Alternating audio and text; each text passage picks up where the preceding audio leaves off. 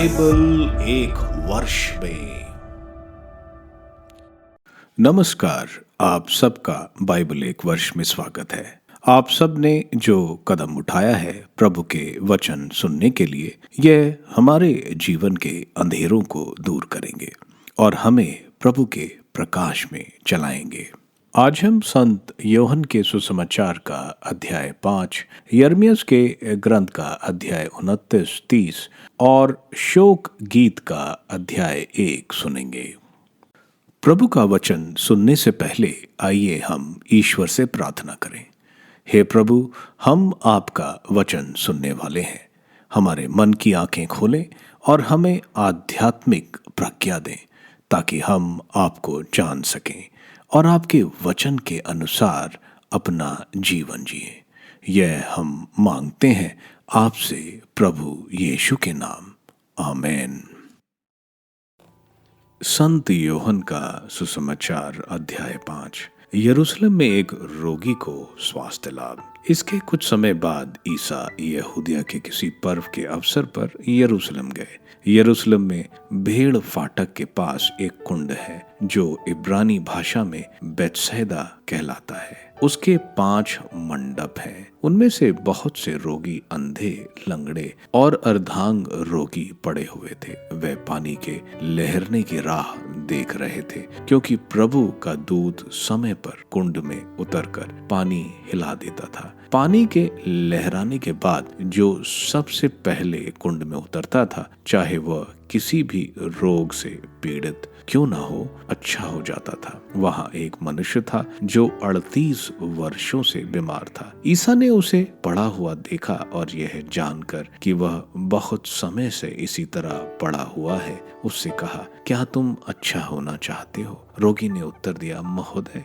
मेरा कोई नहीं है जो पानी के लहराते ही मुझे कुंड में उतार दे। मेरे पहुंचने से पहले ही उसमें कोई और उतर पड़ता है। ईसा ने उससे कहा, उठकर खड़े हो जाओ, अपनी चारपाई उठाओ और चलो। उसी क्षण वह मनुष्य अच्छा हो गया और अपनी चारपाई उठाकर चलने फिरने लगा। वह विश्राम का दिन था, इसलिए यहूदिया ने उससे, जो अच्छा हो गया था, कहा, आज विश्राम का दिन है, चारपाई उठाना तुम्हारे लिए उचित नहीं है। उसने उत्तर दिया, जिसने मुझे अच्छा किया उसी ने मुझसे कहा, अपनी चारपाई उठाओ और चलो। उन्होंने उससे पूछा, कौन है वह जिसने तुमसे कहा, अपनी चारपाई उठाओ और चलो? चंगा किया हुआ मनुष्य नहीं जानता था कि वह कौन है, क्योंकि उस जगह बहुत भीड़ थी और ईसा वहां से निकल गए थे। बाद में मंदिर में मिलने पर ईसा ने उससे कहा, देखो, तुम चंगे हो गए हो,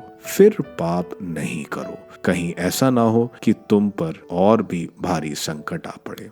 उस मनुष्य ने जाकर यहूदियों को बताया कि जिन्होंने मुझे चंगा किया है वह ईसा है। यहूदी ईसा को इसलिए सताते थे कि वे विश्राम के दिन ऐसे काम किया करते थे। ईसा ने उन्हें यह उत्तर दिया, मेरा पिता अब तक काम कर रहा है और मैं भी काम कर रहा हूँ। अब यहूदियों का उन्हें मार डालने का निश्चय और भी दृढ़ हो गया, क्योंकि वे न केवल विश्राम दिवस का नियम तोड़ते थे, बल्कि ईश्वर को अपना निजी पिता कहकर ईश्वर के बराबर होने का दावा करते थे।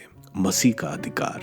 ईसा ने उनसे कहा, मैं तुम लोगों से कहता हूँ, पुत्र स्वयं अपने से कुछ नहीं कर सकता, वह केवल वही कर सकता है जो पिता को करते देखता है। जो कुछ पिता करता है वह पुत्र भी करता है, क्योंकि पिता पुत्र को प्यार करता है और वह स्वयं जो कुछ करता है उसे पुत्र को दिखाता है। वह उसे और महान कार्य दिखाएगा जिन्हें देखकर तुम लोग अचंभे में पड़ जाओगे। जिस तरह पिता मृतकों को उठाता और जिलाता है, उसी तरह पुत्र भी जिसे चाहता उसे जीवन प्रदान करता है, क्योंकि पिता किसी का न्याय नहीं करता, उसने न्याय करने का पूरा अधिकार पुत्र को दे दिया है, जिससे सब लोग जिस प्रकार पिता का आदर करते हैं उसी प्रकार पुत्र का भी आदर करें। जो पुत्र का आदर नहीं करता वह पिता का जिसने पुत्र को भेजा आदर नहीं करता। मैं तुम लोगों से यह कहता हूँ, जो मेरी शिक्षा सुनता और जिसने मुझे भेजा उसमें विश्वास करता है, उसे अनंत जीवन प्राप्त है। वह दोषी नहीं ठहराया जाएगा, वह तो मृत्यु को पार कर जीवन में प्रवेश कर चुका है। मैं तुम लोगों से यह कहता हूँ, वह समय आ रहा है, आ ही गया है, जब मृतक ईश्वर के पुत्र की वाणी सुनेंगे, और जो सुनेंगे उन्हें जीवन प्राप्त होगा। जिस तरह पिता स्वयं जीवन को स्रोत है, उसी तरह उसने पुत्र को भी जीवन का स्रोत बना दिया और उसे न्याय करने का भी अधिकार दिया है, क्योंकि वह मानव पुत्र है। इस पर आश्चर्य न करो, वह समय आ रहा है जब वे सब जो कब्रों में है उसकी वाणी सुनकर निकल आएंगे। सत्कर्मी जीवन के लिए पुनर्जीवित हो जाएंगे और कुकर्मी नरक दंड के लिए। मैं स्वयं अपने से कुछ भी नहीं कर सकता, मैं जो सुनता उसी के अनुसार निर्णय देता हूँ, और मेरा निर्णय न्याय संगत है, क्योंकि मैं अपनी इच्छा नहीं बल्कि जिसने मुझे भेजा उसकी इच्छा पूरा करना चाहता हूँ। मसीह के विषय में साक्ष्य। यदि मैं अपने विषय में साक्ष्य देता हूँ तो मेरा साक्ष्य मान नहीं है, कोई दूसरा मेरे विषय में साक्ष्य देता है और मैं जानता हूँ कि वह मेरे विषय में जो साक्ष्य देता है वह मान्य है। तुम लोगों ने योहन से पूछवाया और उसने सत्य के संबंध में साक्ष्य दिया। मुझे किसी मनुष्य के साक्ष्य की आवश्यकता नहीं, मैं यह इसलिए कहता हूँ कि तुम लोग मुक्ति पा सको। योहन एक जलता और चमकता हुआ दीपक था, उसकी ज्योति में थोड़ी देर तक आनंद मनाना तुम लोगों को अच्छा लगा, परंतु मुझे जो साक्ष्य प्राप्त है वह योहन के साक्ष्य से भी महान है। पिता ने जो कार्य मुझे पूरा करने को सौंपे हैं, जो कार्य मैं करता हूँ वही मेरे विषय में साक्ष्य देते हैं कि मुझे पिता ने भेजा है। पिता ने भी जिसने मुझे भेजा मेरे विषय में साक्ष्य दिया है। तुम लोगों ने ना तो कभी उसकी वाणी सुनी और ना उसका रूप ही देखा है। उसकी शिक्षा तुम लोगों के हृदय में घर नहीं कर सकी, क्योंकि तुम उसमें विश्वास नहीं करते जिसे उसने भेजा। तुम लोग यह समझकर धर्म ग्रंथ का अनुशीलन करते हो कि उसमें तुम्हें अनंत जीवन का मार्ग मिलेगा। वहीं धर्म ग्रंथ मेरे विषय में साक्ष्य देता है। फिर भी तुम लोग जीवन प्राप्त करने के लिए मेरे पास आना नहीं चाहते। मैं मनुष्यों की ओर से सम्मान नहीं चाहता। मैं तुम लोगों के विषय में जानता हूँ कि तुम ईश्वर से प्रेम नहीं करते। मैं अपने पिता के नाम पर आया हूँ, फिर भी तुम लोग मुझे स्वीकार नहीं करते। यदि कोई अपने ही नाम पर आए तो तुम लोग उसको स्वीकार करोगे। तुम लोग एक दूसरे से सम्मान चाहते हो और वह सम्मान नहीं चाहते जो एकमात्र ईश्वर की ओर से आता है। तो तुम लोग कैसे विश्वास कर सकते हो? यह ना समझो कि मैं पिता के सामने तुम लोगों पर अभियोग लगाऊंगा। तुम पर अभियोग लगाने वाले तो मूसा हैं, जिन पर तुम भरोसा रखते हो। यदि तुम लोग मूसा पर विश्वास करते तो मुझ पर भी विश्वास करते, क्योंकि उन्होंने मेरे विषय में लिखा है। यदि तुम लोग उनके लेखों पर विश्वास नहीं करते तो मेरी शिक्षा पर कैसे विश्वास करोगे? यिर्मयाह का ग्रंथ अध्याय 29। यह लेख उस पत्र का है जिसे नबी यिर्मयाह ने यरूशलेम से निर्वासितों के नेताओं तथा याजकों, नबियों और उन सभी लोगों के पास भेजा था जिसे नबूकदनेस्सर बंदी बनाकर यरूशलेम से बाबुल ले गया था। यह बात उस समय की है जब राजा यकोन्याह, राजमाता कंचुकी, यहूदा और यरूशलेम के पदाधिकारी, शिल्पी और लोहार यरूशलेम छोड़कर चले गए थे। यह पत्र शाफान के पुत्र एलआजा और हिलिकिया के पुत्र गरमिया द्वारा तब भेजा गया था जब यहूदा के राजा सिदकिय्याह ने उन्हें बाबुल के राजा नबूकदनेस्सर के पास भेजा था। उसमें लिखा था, विश्वमंडल का प्रभु इज़राइल का ईश्वर उन सभी बंदियों से यह कहता है जिन्हें मैंने यरूशलेम से निर्वासित किया है, तुम लोग घर बनाओ और बस जाओ, बगीचे लगाओ और उनके फल खाओ, विवाह कर पुत्र पुत्रियां उत्पन्न करो, अपनी पुत्रों के लिए बहुएं लाओ और अपनी पुत्रियों के लिए वर खोजो, जिससे उनके भी संतान हो। वहां तुम्हारी संख्या बढ़ती रहे, घटे नहीं। उस नगर की भलाई के लिए कार्य करो जहां मैंने तुम्हें निर्वासित किया है, और उसके लिए प्रभु से प्रार्थना करो, क्योंकि उसकी भलाई में ही तुम्हारी भलाई है। विश्व मंडल का प्रभु इज़राइल का ईश्वर कहता है, अपने भविष्यकर्ताओं और ज्योतिषों के धोखे में मत रहो और उनके स्वप्नों पर ध्यान मत दो, क्योंकि वे मेरे नाम पर तुमसे झूठी भविष्यवाणी करते हैं। उन्हें मैंने नहीं भेजा है। प्रभु ये कहता है, जब बाबुल के ये 70 वर्ष बीत जाएंगे तो मैं तुम्हारे यहाँ आऊंगा। मैं तुम्हारे साथ की गई अपनी प्रतिज्ञा पूरी करूंगा और तुम्हें इसी स्थान पर वापस ले आऊंगा, क्योंकि मैं तुम्हारे लिए निर्धारित अपनी योजनाएं जानता हूँ। यह प्रभु की वाणी है, तुम्हारे हित की योजनाएं, अहित की नहीं, तुम्हारे लिए आशामय भविष्य की योजनाएं। जब तुम मुझे पुकारोगे और मुझसे प्रार्थना करोगे तो मैं तुम्हारी प्रार्थना सुनूंगा। जब तुम मुझे ढूंढोगे तो मुझे पा जाओगे। यदि तुम मुझे संपूर्ण हृदय से ढूंढोगे तो मैं तुम्हें मिल जाऊंगा। यह प्रभु की वाणी है। और मैं तुम्हारा भाग्य पलट दूंगा। मैं तुम्हें उन सब राष्ट्रों और उन सब स्थानों से जहां मैंने तुम्हें निर्वासित कर दिया है, यहाँ फिर एकत्र करूंगा। यह प्रभु की वाणी है। मैं तुम्हें फिर उसी जगह ले आऊंगा जहां से मैंने तुम्हें निर्वासित कर दिया था। तुम कहते हो, प्रभु ने हमें बाबुल में भी नबी दिए हैं। दाऊद के सिंहासन पर विराजमान राजा तथा इस नगर के सभी निवासियों, तुम्हारे उन सभी भाई बंधुओं के विषय में जो निर्वासन में तुम्हारे साथ नहीं गए। प्रभु ये कहता है, विश्वमंडल का प्रभु कहता है, मैं उन पर तलवार, अकाल और महामारी भेजूंगा और मैं उन्हें सड़े अंजीरों जैसा बना दूंगा, जो इतने खराब हैं कि वे खाए ही नहीं जा सकते।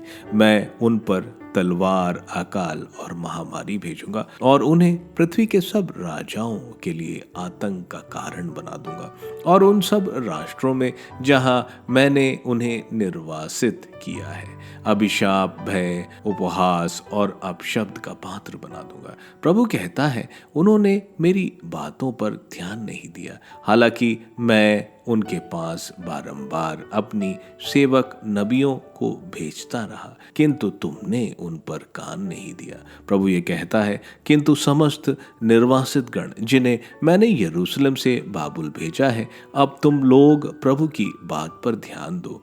कोलाया के पुत्र आहाब और मसाया के पुत्र सदकिय्याह के विषय में जो मेरे नाम पर तुमसे झूठी भविष्यवाणी करते हैं, विश्वमंडल का प्रभु इज़राइल का ईश्वर ये कहता है, मैं उन्हें बाबुल के राजा नबूकदनेस्सर के हवाले कर दूंगा और वह तुम्हारी आंखों के सामने उनका वध करेगा। यहूदा से बाबुल में निर्वासित लोग उनका नाम लेकर यह अभिशाप दिया करेंगे, प्रभु तुम्हें सदकिय्याह और आहाब जैसे करते, जिन्हें बाबुल के राजा ने आग में भुनवाया था। इसका कारण यह है कि उन्होंने इज़राइल में घृणित कर्म किए हैं। उन्होंने अपने पड़ोसियों की पत्नियों के साथ व्यभिचार किया है और मेरे आदेश के बिना मेरे नाम पर झूठ कहा है। मैं यह जानता हूँ, मैं इसका साक्षी हूँ। यह प्रभु की वाणी है। तुम नेहलाम निवासी शमाया से कहोगे, विश्वमंडल का प्रभु इज़राइल का ईश्वर यह कहता है, तुमने अपने नाम से यरूशलेम के सब निर्वासियों, सभी याजकों और मसाया के पुत्र याजक शफन्याह को यह पत्र लिखा है कि प्रभु ने तुमको याजक यहोयादा के स्थान पर याजक बनाया है। इसलिए प्रभु के मंदिर के प्रभारी के रूप में तुम्हारा कर्तव्य प्रत्येक पागल भविष्यकर्ता की कटबेड़ी और गलबेदी पहनाना है। लेकिन तब तुम अनातोत निवासी यिर्मयाह को क्यों नहीं फटकारो, जो तुम्हारे सामने नबी होने का दम भरता है, कारण उसने ही हमें बाबुल में यह कहला भेजा है, तुम्हारे निर्वासन की अवधि लंबी होगी। यहाँ घर बनाओ और बस जाओ, बगीचे लगाओ और उनके फल खाओ। यह पत्र याजक सफन्याह ने नबी यिर्मयाह के सामने पढ़ा। इसके बाद यिर्मयाह को प्रभु की वाणी सुनाई पड़ी, सभी निर्वासित लोगों को यह कहला भेजो, नेहलाम निवासी शमाया के विषय में प्रभु यह कहता है, यद्यपि मैंने शमाया को नहीं भेजा था, फिर भी उसने तुम्हारे सामने भविष्यवाणी की है और तुम्हें झूठा विश्वास दिलाया है। इसलिए प्रभु ये कहता है, मैं नेहलाम निवासी शमाया और उसके वंशजों को दंड दूंगा। उसके वंशजों में एक भी व्यक्ति इन लोगों में जीवित नहीं रह जाएगा जो उन शुभ कार्यों को देख सके जिन्हें मैं अपनी प्रजा के लिए करूंगा, क्योंकि उसने मेरे प्रति विद्रोह का प्रचार किया है। यह प्रभु की वाणी है। यिर्मयाह का ग्रंथ अध्याय 30। यूदा के उद्धार की भविष्यवाणी। प्रभु की वाणी यिर्मयाह को यह कहते हुए सुनाई पड़ी, इज़राइल का प्रभु ईश्वर यह कहता है, मैंने जो कुछ तुमसे कहा वह सब एक पुस्तक में लिख लो, क्योंकि वह समय आ रहा है जब मैं अपनी प्रजा इज़राइल और यूदा का भविष्य बदल दूंगा। प्रभु यह कहता है, और उसे उस देश में वापस ले आऊंगा जिसे मैंने उसके पुरखों को दिया था, और वह उसे अपने अधिकार में कर लेगी। इज़राइल और यूदा के विषय में प्रभु की यह भविष्यवाणी है। प्रभु यह कहता है, हमने भगदड़ और आतंक का कोलाहल सुना है, शांति का नहीं। पूछ कर देखो, क्या किसी पुरुष को बच्चा हो सकता है? तो क्या मैं हर पुरुष को प्रसव पीड़ित स्त्री की तरह अपनी कमर पर हाथ रखे देख रहा हूँ? क्यों सबके चेहरे पीले पड़ गए हैं? काश वह दिन इतना महान है जितना और कोई दिन नहीं। यह याकूब के लिए संकट का समय है, लेकिन वह इससे उबार दिया जाएगा। विश्वमंडल का प्रभु यह कहता है, उस दिन मैं उनके कंधों पर का जुआ तोड़ दूंगा और उनके बंधन काट दूंगा, और उसके बाद विदेशी उन्हें फिर अपना दास नहीं बना सकेंगे, बल्कि वे अपने प्रभु ईश्वर की और राजा दाऊद की सेवा करेंगे, जिसे मैं उनके लिए नियुक्त करूंगा। प्रभु यह कहता है, मेरे सेवक याकूब मत डरो, इज़राइल मत भयभीत हो, क्योंकि मैं तुम्हें दूरवर्ती देशों और तुम्हारे वंशजों को उनकी दासता के देश से सुरक्षित लौटाऊंगा।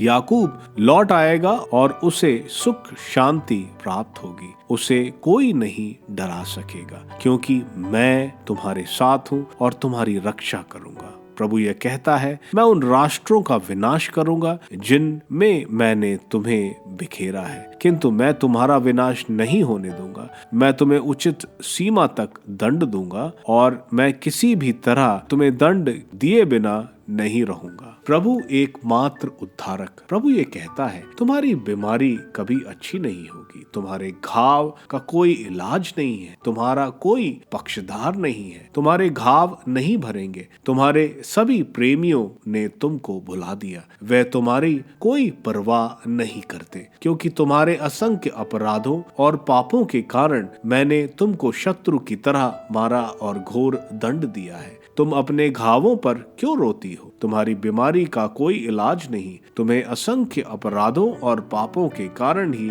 मैंने तुम्हारे साथ ऐसा व्यवहार किया है। लेकिन जिन्होंने तुम्हें अपना आहार बनाया था, वे स्वयं आहार बन गए हैं। तुम्हारे सभी शत्रु बंदी बनाए जाएंगे। जिन्होंने तुम्हें लूटा है, वे स्वयं लुट जाएंगे। जिन्होंने तुमको हड़पा है, मैं उनको हड़प जाऊंगा, क्योंकि मैं तुम्हें चंगा करूंगा। मैं तुम्हारे घाव भर दूंगा। यह प्रभु की वाणी है। क्योंकि उन्होंने तुम्हें परित्यागता कहा है, सियोन जिसके कोई परवाह नहीं करता। प्रभु यह कहता है, मैं याकूब के तंबुओं को फिर खड़ा करूंगा, मैं उसके घर पर दया करूंगा, खंडरों पर नगर का पुनर्निर्माण करूंगा और अपने पुराने स्थान पर गढ़ का पुनरुद्धार होगा। उनमें से स्तुति गान और आनंदोत्सव की ध्वनि सुनाई देगी। मैं उनकी संख्या बढ़ाऊंगा, वह फिर कभी नहीं घटेंगी। मैं उन्हें सम्मान प्रदान करूंगा, उनका फिर कभी तिरस्कार नहीं किया जाएगा। उनकी संतति पहले जैसी होगी। मैं और उनका समुदाय मेरे सामने बना रहेगा। मैं उनके सब अत्याचारियों को दंड दूंगा। उनमें से एक उसका शासक बनेगा और उनके बीच में से उनका राजा उत्पन्न होगा। मैं स्वयं उसे अपने पास बुलाऊंगा और वह मेरे पास आएगा, क्योंकि कोई भी अपने आप मेरे पास आने का साहस नहीं करता। यह प्रभु की वाणी है। तुम मेरी प्रजा होगे और मैं तुम्हारा ईश्वर होऊंगा। प्रभु की यह आंधी देखो, इसका क्रोध भवंडर की तरह बह चला है, वह दुष्टों के सिर पर टूट पड़ेगा। प्रभु का उग्र कोप तब तक नहीं दूर होगा जब तक वह अपने मन के संकल्प कार्यान्वित और पूर्ण नहीं कर लेता। आने वाले दिनों में तुम यह बात समझोगे। शोक गीत। पहला गीत। वह नगरी अब कैसे वीरान हो गई है जो कभी लोगों से भरी रहती थी। वह किस तरह विधवा जैसी हो गई है। वह जो राष्ट्रों में महान थी, वह जो कभी नगरों की राजकुमारी थी, दासी जैसी हो गई है। वह रात में फूट फूट कर रोती है, उसके कपोलों पर आंसू बहते रहते हैं। उसके इतने सारे प्रेमियों में कोई भी उसे सांत्वना नहीं देता। उसके सभी मित्रों ने उसके साथ विश्वासघात किया है। वह उसके शत्रु हो गए हैं। विपत्ति और आसानी दास्ता से ग्रस्त होकर यूदा निर्वासित हो गया है। वह राष्ट्रों में निवास कर रहा है, उसे कहीं ठहराव नहीं मिल रहा है। बंद गलियों में उसका पीछा करने वालों ने उसे पकड़ लिया है। सियोन की सड़कें विलाप करती हैं क्योंकि पर्व मनाने कोई नहीं आता। उसके सब फाटक उजाड़ पड़े हैं, उसके याजक कराह रहे हैं, उसकी कन्याएं आह भरती हैं। वह स्वयं बहुत दुख झेल रही है। उसके शत्रु उसके स्वामी हो गए हैं, उसके बैरी आनंद मना रहे हैं क्योंकि उसके अनेकानेक अपराधों के कारण उसके प्रभु ने उसे दंडित किया है। उसके शत्रुओं के सामने बंदी बनकर उसके बच्चे चले गए हैं। सियोन की पुत्री का प्रताप उससे विदा हो गया है। उसके राज्याधिकारी इन हुरनों जैसे हो गए हैं जिनका कोई चारागाह नहीं रहा। अपना पीछा करने वालों के सामने बलहीन होकर वे भाग रहे थे। अपनी विपत्ति और कड़वाहट के दिनों में यरूशलेम को याद आता है वह समस्त वैभव जो प्राचीन काल से ही उसका था, जब उसके लोग शत्रुओं के हाथ पड़ गए और उसका कोई सहायक नहीं रहा। तो उसके शत्रुओं ने उसे देखा और वे उसके पतन पर हंस पड़े। यरूशलेम ने भयानक पाप किए, इसलिए वह अपवित्र हो गया। जो सब उसका सम्मान करते थे वे उसका तिरस्कार करते हैं क्योंकि उन्होंने उसकी नग्नता देखी है। वह स्वयं भी कराहता रहता है और अपना मुंह छिपा रहा है। उसका कलंक उसके वस्त्रों में लग गया है। उसने अपने विनाश की चिंता नहीं की। उसका पतन इतना भयावह है, उसे कोई ढारस तक नहीं बांधता। प्रभु मेरे कष्टों पर ध्यान दे क्योंकि शत्रु विजयी हो गए हैं। उसके धन कोशों की ओर शत्रुओं ने अपने हाथ बढ़ा दिए हैं। उसने उन राष्ट्रों को अपने पवित्र मंदिर में प्रवेश करते देखा है जिन्हें तुमने अपनी सभा में आने से मना किया था। उसके सभी लोग रोटी की खोज में भटकते हुए रोते हैं। अपने प्राणों की रक्षा के लिए वे अपने धन कोश देकर भोजन खरीदते हैं। प्रभु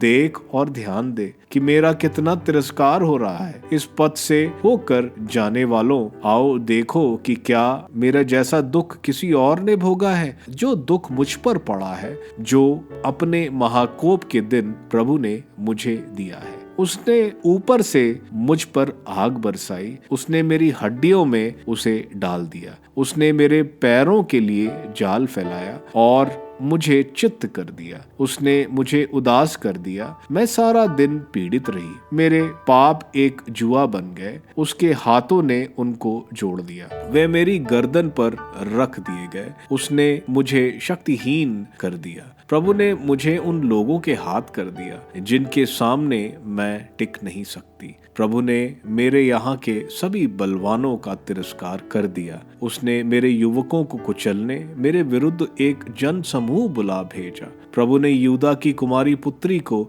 जैसे रस कुंड में रौंद डाला। मैं इन्हीं बातों पर रो रही हूँ। मेरी आंखें आंसू बहाती हैं। वे सभी मुझसे दूर हैं जो मुझे सांत्वना देते, जो मुझसे उत्साह भरते। मेरे बच्चे उजड़ गए हैं क्योंकि शत्रुओं की विजय हो गई है। सियोन अपने हाथ फैलाती है लेकिन उसे कोई सांत्वना नहीं देता। प्रभु ने याकूब के शत्रुओं को आदेश दिया कि वे उसे चारों ओर से घेर ले। यरूशलेम उनके बीच घृणित बन गया है। प्रभु ने न्याय किया है, क्योंकि मैंने उसके आदेश का पालन नहीं किया। किंतु समस्त राष्ट्रों सुनो, मेरे दुख पर ध्यान दो। मेरे युवतियों और मेरे युवकों को बंदी बनाकर ले जाया गया है। मैंने अपने प्रेमियों को पुकारा, किंतु उन्होंने मुझे धोखा दिया। मेरे याजक और नेता जब वे अपने को जीवित रखने के लिए भोजन की खोज में भटक रहे थे, नगर में मर गए। प्रभु देख, मैं कितनी वेदना में हूँ। मेरे प्राण व्याकुल हैं, मेरे हृदय मेरे भीतर छटपटाता है, क्योंकि मैं बराबर विद्रोही रही।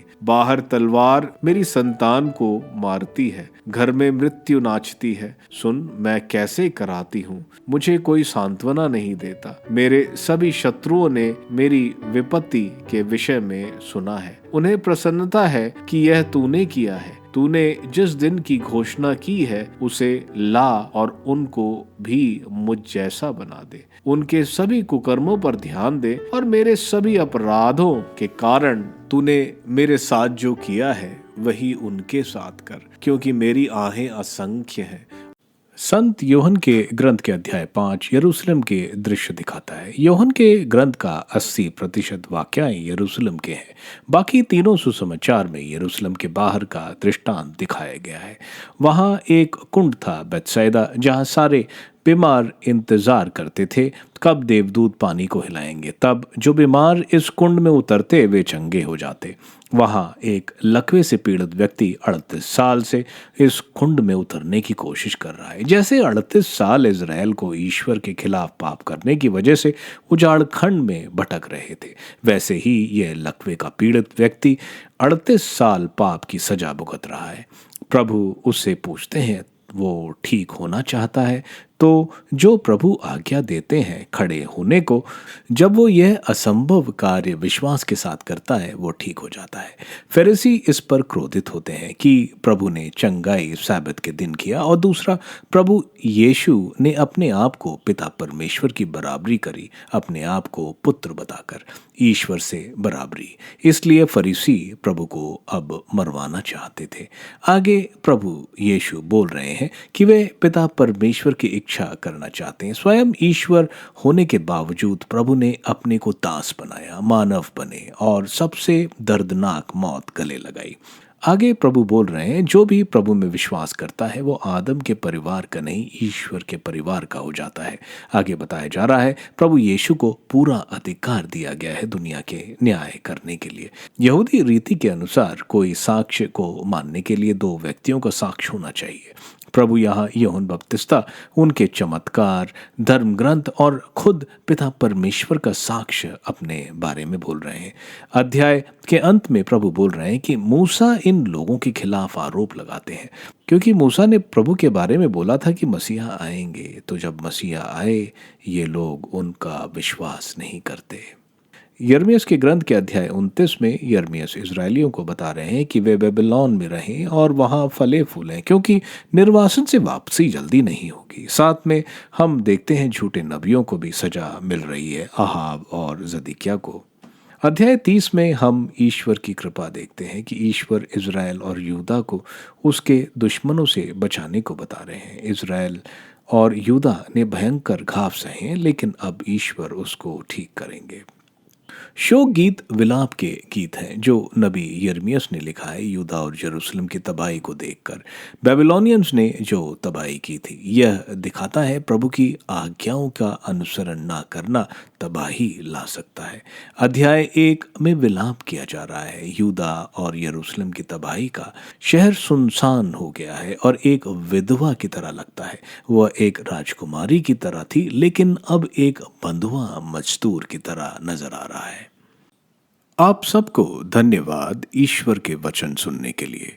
मैं आपसे विनती करता हूं कि आप बाइबल एक वर्ष में को दूसरों के साथ शेयर करें, क्योंकि प्रभु का वचन स्वयं प्रभु यीशु है। प्रभु को दूसरों को देने वालों को प्रभु की आशीष जरूर मिलेगी। मैं आप सबका बड़ी बेसब्री से कल इंतजार करूंगा। धन्यवाद।